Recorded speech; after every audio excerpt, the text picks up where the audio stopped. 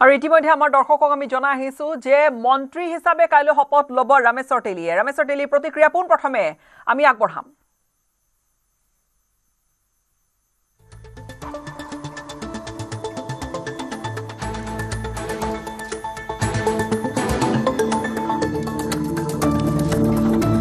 হিমন্ত বিশ্ব শৰ্মা 2.0 মন্ত্ৰীসভাৰ 4গৰাকী মন্ত্ৰীৰ নাম আমি এই মুহূৰ্তত গম পাওঁ। মুখ্যমন্ত্ৰীগৰাকীয়ে মাত্ৰ কিছু সময় পূৰ্বে 4গৰাকী মন্ত্ৰীৰ নাম উল্লেখ কৰিছে। আৰু এই মন্ত্ৰীকেইগৰাকী কোন কোন? ৰামেশ্বৰ তেলী, অজন্তা নেওগ, চৰণ বড়ো, অতুল বৰা। ৰামেশ্বৰ তেলীৰ ভাষ্য আমাৰ হাতত। ৰামেশ্বৰ তেলীৰ ভাষ্য আমি আগবঢ়াম। ডাঙৰীয়াৰ টুইট দেখা পালোঁ যে কালি শপত গ্ৰহণত মোৰ নামটো আছে। মই ধন্যবাদ জনাইছোঁ মুখ্যমন্ত্ৰী ডাঙৰীয়াক। কালি শপত গ্ৰহণ মই কৰিম বুলি তেওঁ টুইট কৰাৰ কাৰণে, আৰু সমূহ অসমবাসী ৰাইজক মোৰ ফালৰ পৰা বহুত বহুত ধন্যবাদ জনাইছোঁ। নিশ্চয় ক'ব লাগিব যে কালি এটা ঐতিহাসিক, ইতিমধ্যে কালি আমি এটা ডক্টৰ হিমন্ত বিশ্ব শৰ্মা ডাঙৰীয়াৰ শপত গ্ৰহণ অনুষ্ঠান হ'ব, আৰু ময়ো তাত শপত গ্ৰহণ কৰিম। মোৰ কাৰণে এইটো মোৰ গোটেই জীৱনটোত হয়তো এটা স্মৰণীয় দিন হ'ব। বহু বছৰ পিছত আপুনি ৰাজ্যৰ ৰাজনীতিলৈ ঘূৰি আহিছে, আৰু এতিয়া আপোনাৰ নতুন দায়িত্ব দিয়া হ'ব নিশ্চয় কাইলৈ শপত লোৱাৰ পাছত। কেনেদৰে আগবাঢ়ি যাম বুলি ভাবিছে পৰিকল্পনা কি? নিশ্চয় মই বিভিন্ন সময়ত কৈ আছিলোঁ মই ৰাষ্ট্ৰীয় ৰাজনীতি কৰিম, কিন্তু পাৰ্টীয়ে সিদ্ধান্ত ল'লে নহয় ৰাজ্যত আপুনি থাকিব লাগিব, ৰাজ্যত কাম কৰিব লাগিব। ঠিক তেনেকৈ দুলীয়ান সমষ্টিক মোক NDAৰ প্ৰাৰ্থী বনোৱা হ'ল, আৰু ইলেকশ্যন খেলিলোঁ, জয়ী হ'লোঁ। আৰু নিশ্চয় কৈছোঁ যে আমি সকলোৱে টীম হৈ কাম কৰিম, অসমখনৰ উন্নয়নৰ কাৰণে কাম কৰিম, অসম তথা অসমীয়াৰ কাৰণে কাম কৰিম। কেন্দ্ৰীয় যিহেতু আপুনি মন্ত্ৰী আছিলে দুবাৰ, তাৰ যিখিনি দায়িত্ব দিয়া হৈছিল, যিকেইটা দপ্তৰ দিয়া আছিল, খুব সুন্দৰকৈ আপুনি পৰিচালনা কৰিছিলে। এতিয়া ইয়াত কেনেদৰে আগবাঢ়ি যাব গোটেই? হয়, মই ভাৰত চৰকাৰ 3টা বিভাগৰ মন্ত্ৰী আছিলোঁ, petroleum and natural gas, labour and employment আৰু ফুড প্ৰচেছিং, আৰু সেইখিনি অভিজ্ঞতা আছে। চেণ্ট্ৰেল গভৰ্ণমেণ্টত আছিলোঁ, আৰু নিশ্চয় এটা ষ্টেটত আমি কাম কৰিব লাগিব। কিছু অভিজ্ঞতা মোৰ চেণ্ট্ৰেল মিনিষ্টাৰ হিচাপে আছিল, আৰু নিশ্চয় আমি ষ্টেটত তেনেকৈ আমি কামবিলাক কৰিম, আৰু ৰাইজৰ কাৰণে কাম। আৰু আমি পোনপটীয়াকৈ আমি সংযুক্ত হ'ম আমাৰ সাংবাদিকৰ সৈতে, কিন্তু তাৰ পূৰ্বে যিহেতু আমি জনাই যাবলৈ বিচাৰিছোঁ, য'ত নেকি কালি শপত গ্ৰহণত 5জন মানুহে কৰিব মুখ্যমন্ত্ৰীকে ধৰি, তাত মোৰ নামটো আছে। তো মই বিশেষভাৱে ধন্যবাদ জনাইছোঁ মুখ্যমন্ত্ৰী ডাঙৰীয়াক। কালি শপত গ্ৰহণ অনুষ্ঠানত মই থাকিম, শপত গ্ৰহণ হ'ব বুলি ইতিমধ্যে তেওঁৰ টুইটাৰ যোগে গম পাইছোঁ। আৰু নিশ্চয় মোৰ কাৰণে কালি দিনটো ঐতিহাসিক দিন হ'ব, কাৰণ প্ৰায় 1 লাখতকৈ অধিক মানুহৰ উপস্থিতিত শপত গ্ৰহণ অনুষ্ঠানটো হ'ব, আৰু সেইটো মোৰ কাৰণে এটা স্মৰণীয় দিন হ'ব। ৰাষ্ট্ৰীয় ৰাজনীতিৰ পৰা আপুনি ৰাজ্যৰ ৰাজনীতিলৈ আহিছে, চাহ জনগোষ্ঠীক আপুনি প্ৰতিনিধিত্ব কৰে, গতিকে সকলো চাহ জনগোষ্ঠীৰ বহু লোক আপোনাৰ ওপৰত আশাবাদী। কেনেকুৱা ধৰণৰ পৰিকল্পনা আছে, কি আছে? চক হয়, মই নেশ্যনেল পলিটিক্সত আছিলোঁ প্ৰায় 12 বছৰ। তাৰপিছত মই পাৰ্টীক কৈছিলোঁ মই নেশ্যনেল পলিটিক্স কৰিম, কিন্তু পাৰ্টীয়ে সিদ্ধান্ত ল'লে যে আপুনি ৰাজ্যৰ ৰাজনীতি কৰিব লাগিব, আৰু ঠিক তেনেকৈ মই আকৌ দুলীয়াজান সমষ্টিত মোক NDAৰ প্ৰাৰ্থী বনোৱা হ'ল, আৰু নিশ্চয় 10,501 ভোটৰ ব্যৱধানত জয় হ'বলৈ সক্ষম হ'লোঁ। আৰু কালি শপত গ্ৰহণ হ'ব, য'ত নেকি ভাৰতৰ প্ৰধানমন্ত্ৰী নৰেন্দ্ৰ মোদী ডাঙৰীয়া উপস্থিত থাকিব, আমাৰ অমিত শ্বাহ ডাঙৰীয়া থাকিব, আমাৰ নেশ্যনেল প্ৰেছিডেণ্ট নীতিন নবীনজী থাকিব, লগতে ভাৰতবৰ্ষৰ কেইবাখন ৰাজ্যৰ মুখ্যমন্ত্ৰী উপস্থিত থাকিব, চেণ্ট্ৰেল মিনিষ্টাৰ উপস্থিত থাকিব। শপত গ্ৰহণ অনুষ্ঠান হ'ব, সেইটো মোৰ কাৰণে এটা ঐতিহাসিক দিন হ'ব। চাহ জনগোষ্ঠীৰ কাৰণে কেনেকুৱা ধৰণৰ কাম কৰা? চক অকল চাহ জনগোষ্ঠী নহয়, সকলো জাতি জনগোষ্ঠীৰ কাৰণে কাম কৰিম। মই প্ৰথম চাহ জনগোষ্ঠী, তাৰপিছত মই নিজকে এজন অসমীয়া হিচাপে পৰিচয় দি ভাল পাওঁ, আৰু মই এজন অসমীয়া হিচাপে সকলো জাতি জনগোষ্ঠীৰ কাৰণে কাম কৰিম। যদি মুখ্যমন্ত্ৰীয়ে কি বিভাগ আপোনাক দিয়ে? এইটো কোৱাটো অসুবিধা আছে, এতিয়া এইটো মুখ্যমন্ত্ৰীৰ ওপৰত ডিপেণ্ড কৰে যে তেওঁ কি দায়িত্ব দিব। যি দায়িত্ব দিব মই নিষ্ঠাৰে পালন কৰিব। কাৰণ ৰাইজে বিপুল ভোটত আপোনাক জিকাইছে, তাৰপিছত নতুন এটা দায়িত্ব পাইছে, কেনেধৰণে আগবঢ়াই নিব? হয়, নিশ্চয় বহুত ভোটৰ ব্যৱধানত জয়ী কৰিছে দুলীয়াজান সমষ্টিৰ পৰা। মই সকলো জাতি জনগোষ্ঠীৰ কাৰণে কাম কৰিম, ইতিমধ্যে কৈছোঁৱে, আৰু নিশ্চয় যি দায়িত্ব দিব মুখ্যমন্ত্ৰী ডাঙৰীয়াই দায়িত্বটো নিষ্ঠাৰে পালন কৰিব। ধন্যবাদ জনাই। আৰু আনফালে আৰু অতিথিসকল আহি আছে, বিয়টো VIP আহি আছে। लगातार 2 बार जब हमारी सरकार थी, आसाम की जनता ने अपनी आंखों से यहाँ होते हुए विकास को भी देखा है, गरीब कल्याण के लिए काम जो हुआ उसके लिए भी देखा है। महिला सशक्तिकरण का भी दृश्य देखा है और घुसपैठियों के खिलाफ कड़े और बड़े निर्णय लेते हुए भी देखा है। और यह जो कार्यकाल तीसरा है यह और भी यशस्वी होगा। और आसाम जो है, जो ये माननीय प्रधानमंत्री जी भी बताते हैं कि ये अष्टलक्ष्मी का स्थान है नॉर्थ ईस्ट, और इसको उसी रूप में हम लोग पूजते हैं, मानते हैं और विकास के लिए समर्पित रहते हैं। धन्यवाद। सीएम सर कब आएगा? योगी सर कब आएगा? कल आएंगे। कल आएगा। ठीक है, थैंक यू। এয়া উত্তৰ প্ৰদেশৰ উপ মুখ্যমন্ত্ৰী কেশৱ প্ৰসাদ মৌৰ্য আৰু তেওঁলোক আহিছে। উত্তৰ প্ৰদেশৰ আনগৰাকী উপ মুখ্যমন্ত্ৰীও তেওঁ আহিছে।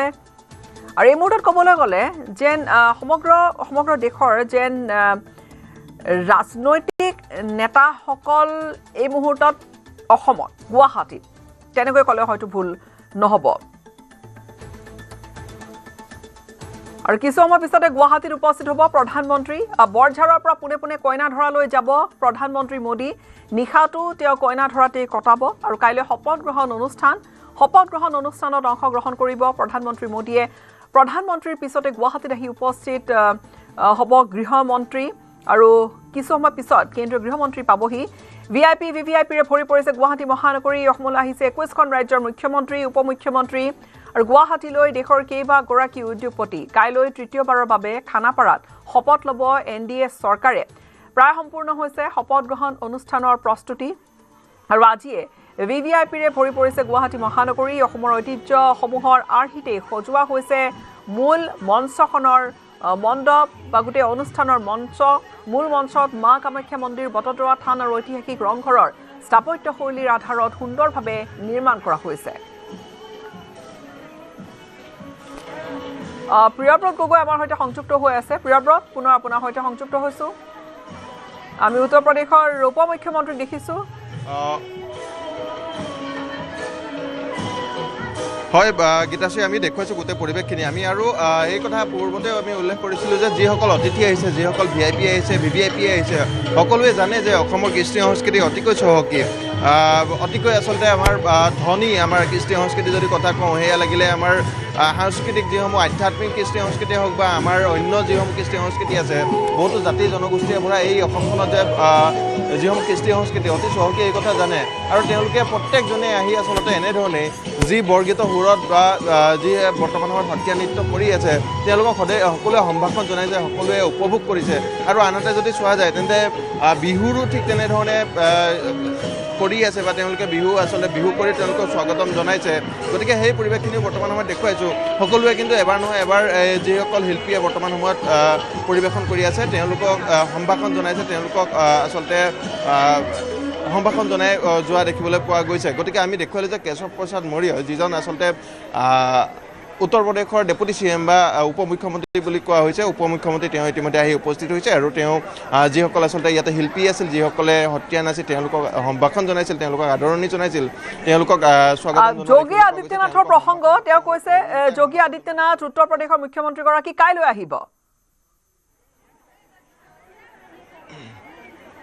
হয় গীতাশ্ৰী, আমি সেই কথা কৈছিলোঁ যে কাইলৈ 10 বজাৰ আশে পাশে যোগী আদিত্যনাথ অসমত আহি উপস্থিত হোৱাৰ সম্ভাৱনা আছে। তেওঁ আজি নিশাৰ ভিতৰত আহি উপস্থিত নহয় বুলি এক খবৰ লাভ কৰিছোঁ। কিন্তু বৰ্তমান সময়লৈকে যদি এটা কথা কোৱা হয় যে প্ৰায় ঘড়ীত 11:05 বা 7 মিনিট হৈছে, কিন্তু এতিয়ালৈকে বৰ্তমান সময়লৈকে যদি চাওঁ তেন্তে এজনৰ পাছত আন এজন কেন্দ্ৰীয় মন্ত্ৰীয়ে হওক বা বিভিন্ন প্ৰদেশসমূহৰ মুখ্যমন্ত্ৰীয়ে হওক, উপ মুখ্যমন্ত্ৰীয়ে হওক, বিজেপিৰ শীৰ্ষ নেতা পৰ্যায়ৰ লোকসকলে হওক, তেওঁলোক কিন্তু আহি আছে বা উপস্থিত হৈ আছে।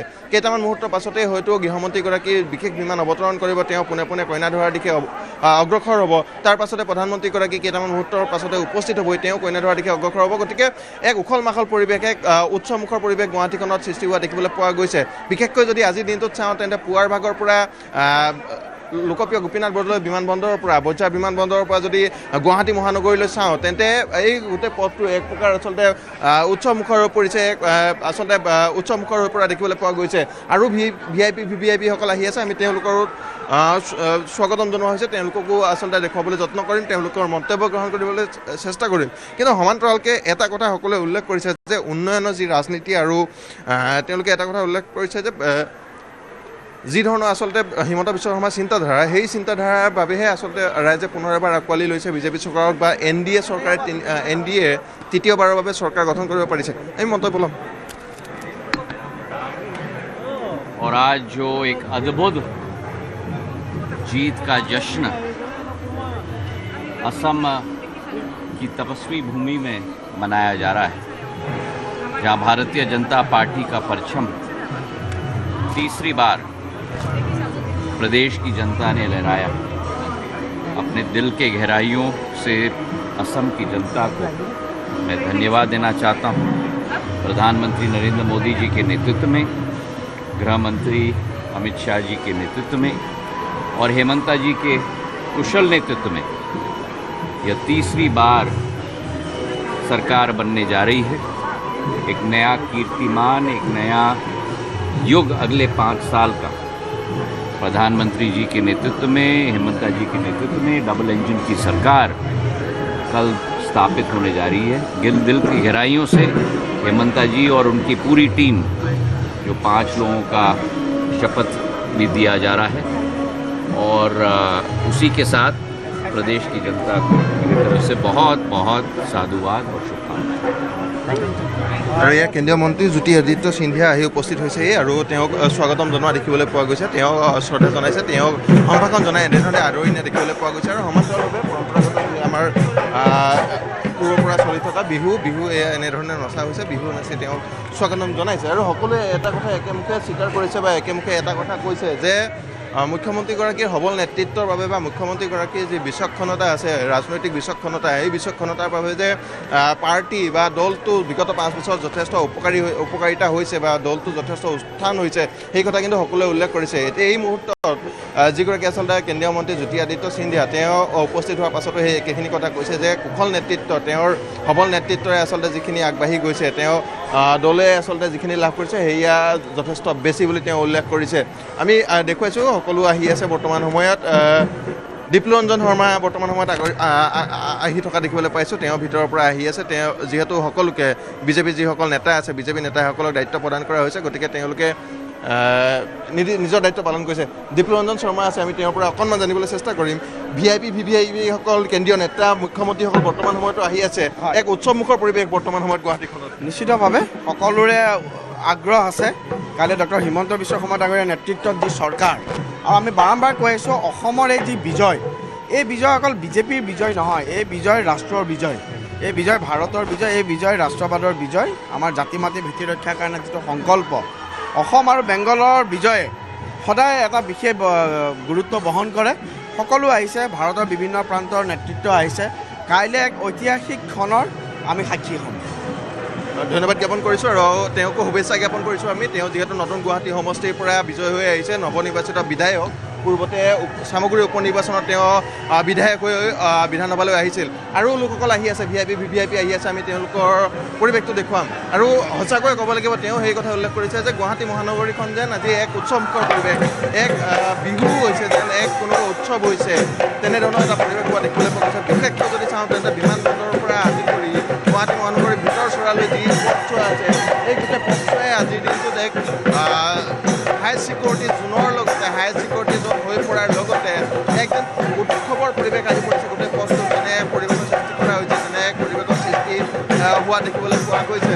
গতিকে আমি দেখুৱাইছোঁ এনেধৰণে বিহু নাচি স্বাগতম জনোৱা হৈছে। যিসকল ঢুলীয়া আছে, বিহুৱা আছে, নাচনী আছে, তেওঁলোকে বিহু নাচি বিভিন্নজন আমাৰ কলা সংস্কৃতিক ৰিপ্ৰেজেণ্ট কৰিছে। তেওঁলোকে কলা সংস্কৃতি প্ৰদৰ্শন কৰি বিভিন্ন স্থানৰ পৰা অহা কেন্দ্ৰীয় নেতাসকল, সমান্তৰালভাৱে বিভিন্ন প্ৰদেশসমূহৰ মুখ্যমন্ত্ৰীসকল, বিভিন্ন প্ৰদেশসমূহৰ উপমুখ্যমন্ত্ৰীসকল, বিভিন্ন বিজেপিৰ নেতাকৰ্মীসকল আহি স্বাগতম জনোৱা দেখিবলৈ পোৱা গৈছে। গতিকে দেখুৱাইছোঁ এনেধৰণে তেওঁলোকে স্বাগতম জনাইছে। সমান্তৰালভাৱে আমি যদি দেখুৱাওঁ তেন্তে কোনো চিৰাগ পাছৱান আহি উপস্থিত হৈছে, কেন্দ্ৰীয় মন্ত্ৰী, লোক জনশক্তি পাৰ্টীৰ ৰামবিলাসৰ যিজন নেতা বা কেন্দ্ৰীয় মন্ত্ৰী চিৰাগ পাছৱান আহি উপস্থিত হোৱা দেখিবলৈ পোৱা গৈছে। আমি দেখুৱাইছোঁ তেওঁ সমান্তৰালভাৱে মন্তব্য গ্ৰহণ কৰিবলৈ চেষ্টা কৰিম। যিহেতু পূৰ্বতে তেওঁ অসমলৈ বহুবাৰ আহিছে, কিন্তু এইবাৰ বিশেষ তেওঁলোকৰ এই বিশাল জয় উদযাপন কৰিবৰ বাবে আহিছে, বিশাল জয় তেওঁ আমোদ ল'বৰ বাবে আহিছে। क्या बोलना चाहेंगे?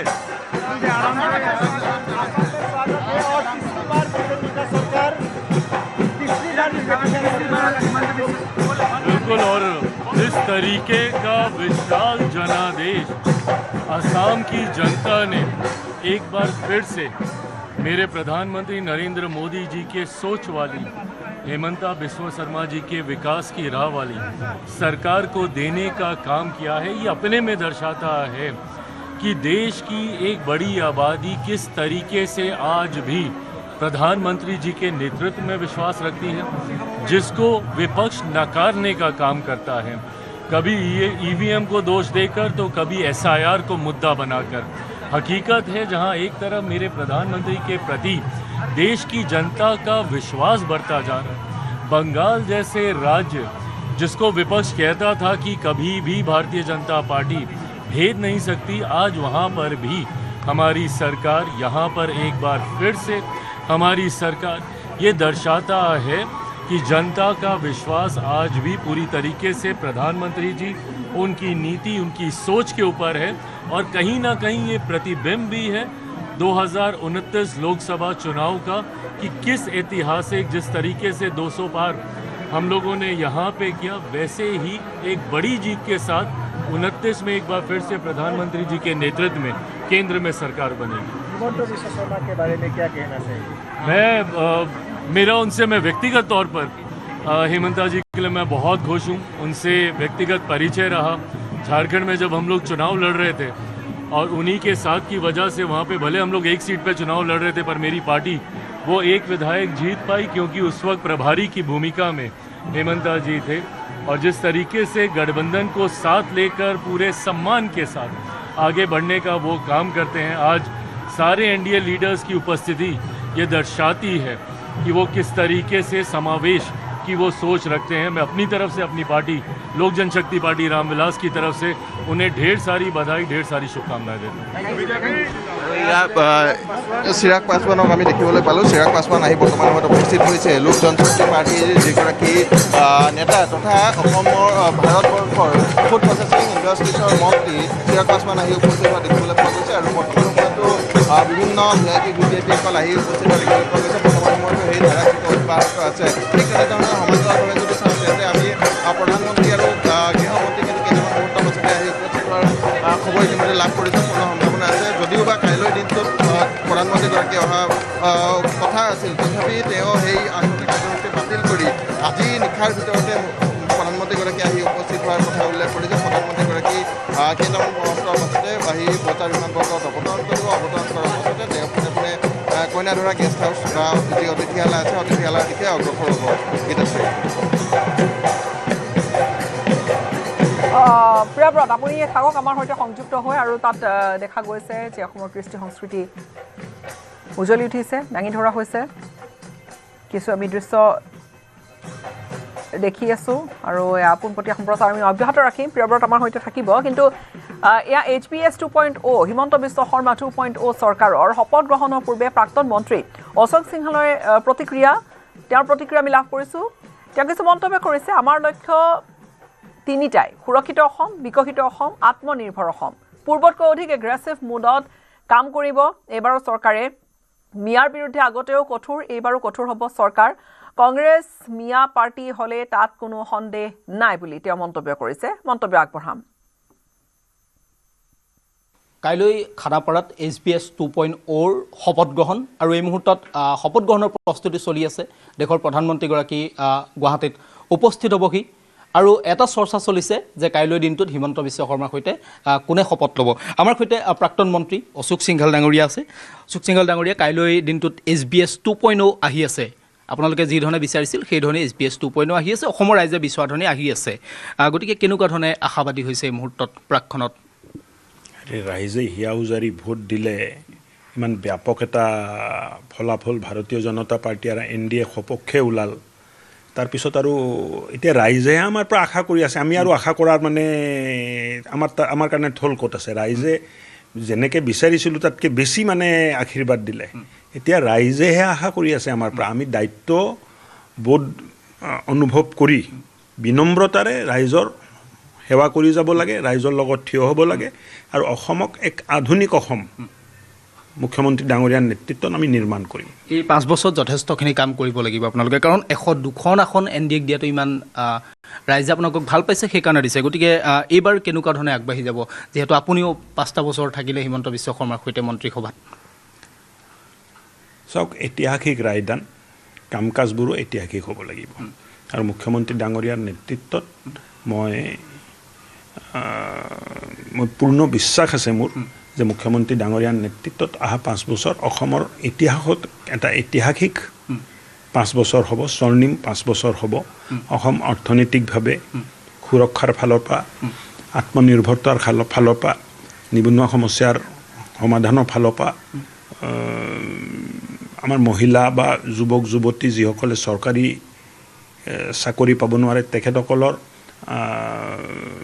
আত্মসংস্থাপনৰ পৰা আৰম্ভ কৰি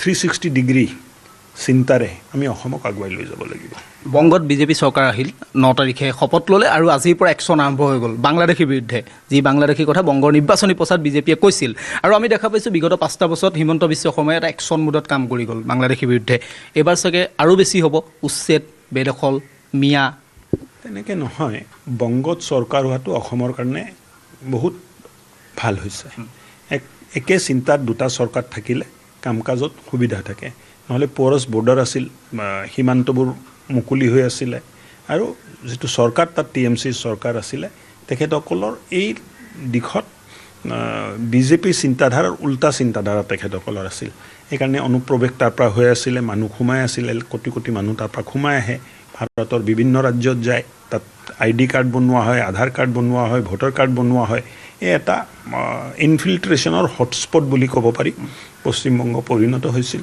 ভাল এটা চৰকাৰ বিজেপিৰ তাত প্ৰতিষ্ঠা হ'ল ভাল সংখ্যা লৈ এই চৰকাৰে নিজক প্ৰতিষ্ঠা কৰিছে আৰু মই ভাবোঁ যে পূৰ্বোত্তৰৰ ভাগ্যোদয়ৰ সময় আহি পৰিছে এটা সময়ত পূৰ্বোত্তৰ ভাৰতে অসমৰ GDPত যথেষ্ট যোগদান দিছিলে কিন্তু 1950 চনত হোৱা ভূমিকম্প আৰু দেশ বিভাজনে আমাক আৰ্থিকভাৱে জুৰুলা কৰি পেলালে কিন্তু আকৌ 75 বছৰ পিছত মুখ্যমন্ত্ৰী ডাঙৰীয়াৰ নেতৃত্বত আৰু প্ৰধানমন্ত্ৰী ডাঙৰীয়াৰ আশীৰ্বাদত আমি আকৌ এই স্থান লাহে লাহে লাভ কৰিবৰ ফালে আগবাঢ়ি আছোঁ এবাৰ আমি সংযুক্ত হ'ম প্ৰিয়ব্ৰত গগৈৰ সৈতে প্ৰিয়ব্ৰত হয় গীতাশ্ৰী এই কথাখিনি আমি ইতিমধ্যে জনাই আছিলোঁ যে কেইটামান মুহূৰ্তৰ মাজত মাথো বাকী আৰু তাৰ পাছতে প্ৰধানমন্ত্ৰী আৰু গৃহমন্ত্ৰী দুইখন বিমান বেলেগ বেলেগকৈ আহি উপস্থিত হ'ব আৰু তাৰ বাবে বৰ্তমান সময়ত ৰাজ্যিক বিজেপি আৰু কিমান সময় পিছত প্ৰধানমন্ত্ৰী অৱতৰণ কৰিব প্ৰধানমন্ত্ৰীৰ বিমানে প্ৰিয়ব্ৰত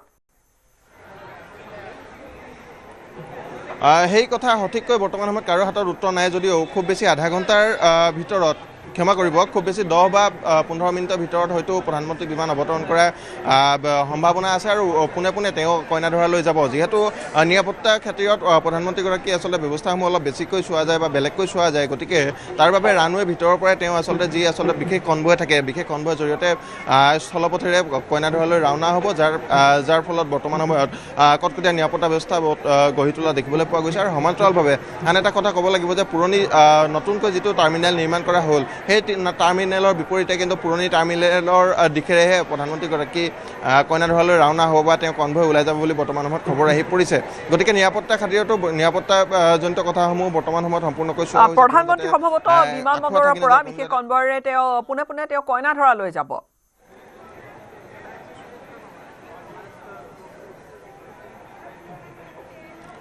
হয় গীতাশ্ৰী ইয়াৰ পৰা পোনে পোনে পূৰ্বতে যদিও বা যি আচলতে পূৰ্বৰ সময়সূচী আছিল সেই সময়সূচী অনুসৰি তেওঁ কাইলৈ দিনটোৰ 10:15 বিমানবন্দৰত অৱতৰণ কৰাৰ কথা আছিল অৱতৰণ কৰি ইয়াৰ পৰা হেলিকপ্টাৰ যোগে নাৰেংগী যি সেনা চাউনি আছে সেনা চাউনিলৈ যোৱাৰ কথা আছিল সেনা চাউনিৰ পৰা তেওঁ স্থলপথেৰে খানাপাৰা যি পশু চিকিৎসা মহাবিদ্যালয় খেলপথাৰ আছে খেলপথাৰৰ সেই অধিৱেশনস্থলীলৈ অহাৰ কথা আছিল কিন্তু যিহেতু এইকেইদিনা দেখিবলৈ পোৱা গৈছে যে বতৰ যথেষ্ট আচলতে খামখেয়ালি দেখুৱাই আছে মাজে সময়ে বতৰ যথেষ্ট বেয়া হৈ পৰিছে তাৰ ফলত বিভিন্ন বিমানসমূহ উৰণ আৰু অৱতৰণৰ ফলত ক্ষেত্ৰত কঠিনতা আহি পৰিছে কাইলৈ দিনটোত যাতে কোনো ধৰণৰ আখুৱা থাকি নাযায় প্ৰধানমন্ত্ৰীগৰাকী আহিবৰ সময়ত যদিহে কোনো বতৰৰ খামখেয়ালি থাকে তেতিয়াহ'লে তেওঁৰ বিমানখনো আচলতে অহা বা যোৱাত বা অৱতৰণ কৰাত বা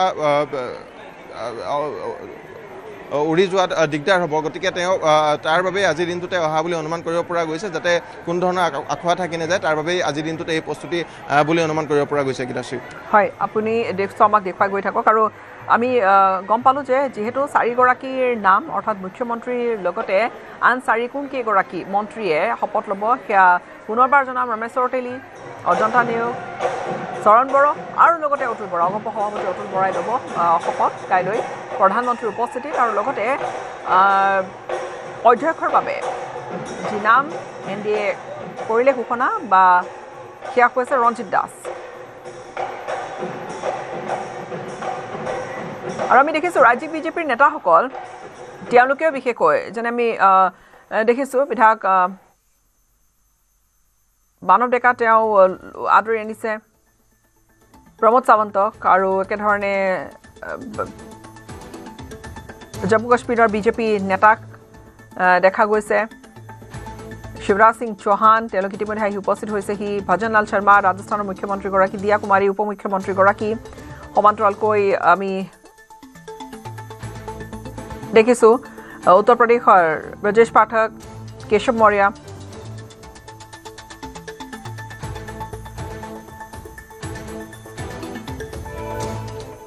ৰং তুলিকাৰে সজোৱা হৈছে মহানগৰ। মহানগৰলৈ আগমন 21 ৰাজ্যৰ মুখ্যমন্ত্ৰী, উপমুখ্যমন্ত্ৰী।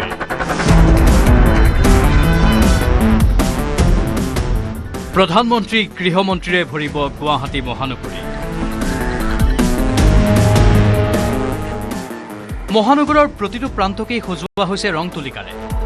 পথ, উপপথ, ডিভাইডাৰ, উৰণ সেতুত কৰা হৈছে ৰং, কিয়নো 12 মে'ত মুখ্যমন্ত্ৰী হিচাপে পুনৰ শপত ল'ব হিমন্ত বিশ্ব শৰ্মাই। মই অসম ৰাজ্যৰ মুখ্যমন্ত্ৰী স্বৰূপে বিশ্বস্ততাৰে আৰু শুদ্ধ অন্তঃকৰণেৰে মোৰ কৰ্তব্য সম্পাদন কৰিম। যি শপত গ্ৰহণ অনুষ্ঠানলৈ আমন্ত্ৰণ জনোৱা হৈছে VIP, VVIP, উদ্যোগপতি কিংবা প্ৰধানমন্ত্ৰীকো। প্ৰধানমন্ত্ৰী নাৰেংগীৰ আৰ্মি কেম্প হৈ খানাপাৰালৈকে আহিব বুলিয়েই সজোৱা হৈছিল নাৰেংগী 6 মাইলৰ পথছোৱা। কিন্তু দেওবাৰৰ নিশা অহা বৰষুণজাকে পুনৰ লেতেৰা কৰি গ'ল সমগ্ৰ পথছোৱা। পুনৰ সোমবাৰে পুৱাৰ ভাগতেই আকৌ ব্যস্ত হৈ পৰিল চাফাই কৰ্মীসকল। খানাপাৰাৰ পৰা আৰম্ভ কৰি জালুকবাৰীলৈকে দিনে নিশাই কষ্ট কৰি ৰং কৰাৰ পাছত অজ্ঞসকলে পিক পেলাই যোৱা ঘটনাৰ কথা সোঁৱৰাই দিলে কৰ্মীসকলে। এইবোৰ মানুহৰ বিবেক নাই, মানুহবোৰ চাফ চিকুণ আজিকালি ভাল নাপায়। আমি এইফালে কৰি আছো, এইফালে আৰু একজনে পিক পেলাই আছে, লেতেৰা কৰি আছে। কিন্তু আমি ক'ব গ'লে আমি সৰু মানুহ, ক'ব গ'লে আমাকে দম দিয়ে, তুমি কাম কৰি থাকা মানে কাম কৰি থাকা, তুমি কি এইবোৰ মাত মাতি আছা। জুৰিপাৰৰ সমগ্ৰ পথছোৱাত দেখনীয়াৰ হোৱাকৈ কলম দিয়া হৈছে ডিভাইডাৰৰ মাজত থকা ফুলগছসমূহত। কিয়নো কাইলৈ NDA চৰকাৰৰ যি শপত গ্ৰহণ, সেই শপত গ্ৰহণ অনুষ্ঠানলৈ আহিব মুখ্যমন্ত্ৰীৰ লগতে আন বহু VIP, VVIP। মুঠৰ ওপৰত নতুন মুখ্যমন্ত্ৰীয়ে শপত লোৱাৰ পূৰ্বেই আটক ধুনীয়াকৈ সজোৱা হৈছে সমগ্ৰ মহানগৰ। গুৱাহাটীৰ পৰা ভাস্কৰ জ্যোতি শইকীয়াৰ report, news 18 Assam North east.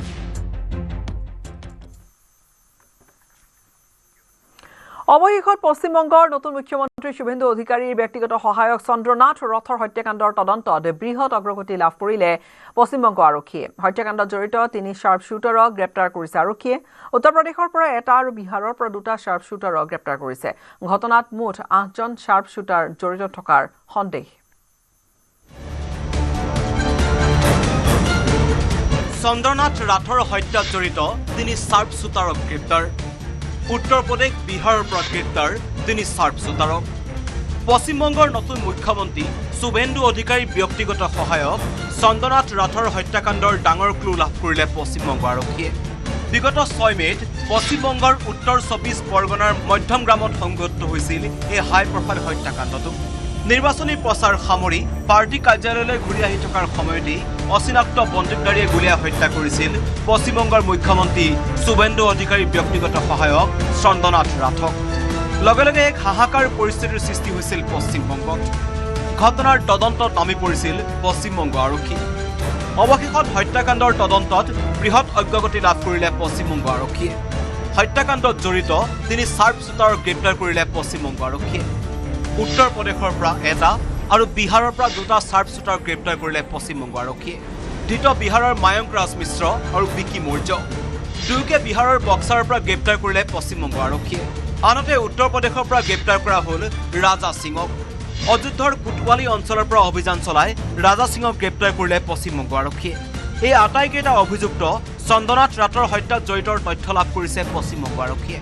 উল্লেখ্য যে হত্যাকাণ্ডৰ তদন্তৰ আৰম্ভণিতেই পশ্চিমবংগ আৰক্ষীয়ে ক্লু লাভ কৰিছিল যে হত্যাকাণ্ডত বাহিৰৰ চাৰ্প শ্বুটাৰক ব্যৱহাৰ কৰা হৈছিল, মানে নেতাজনক হত্যাৰ চুপাৰি দিয়া হৈছিল। টকাৰ বৃহৎ লেনদেনৰ প্ৰসংগটো ইয়াত উত্থাপন হৈছিল।